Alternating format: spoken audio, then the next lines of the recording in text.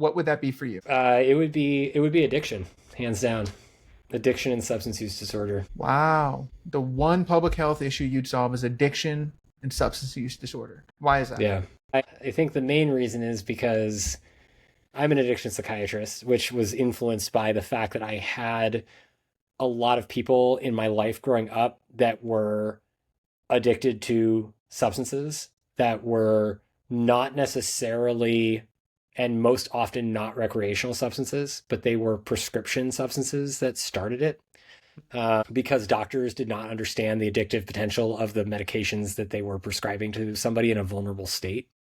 Damn. And it ruined their lives.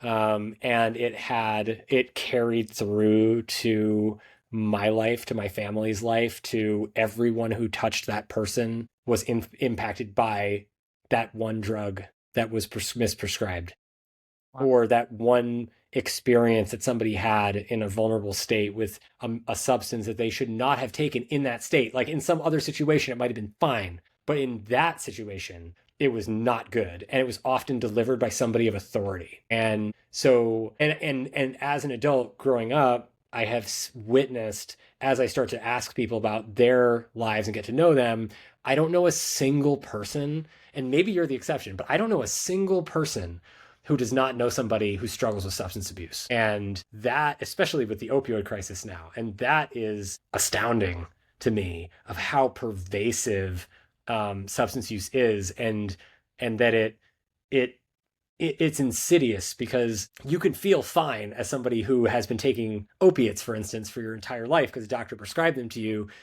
and you can live what on the surface looks like a normal life. At the same time, you're taking something that impairs your judgment and your insight and results in very poor decision making that then has downstream long-term impact, negative impact on everyone around you in your relationships.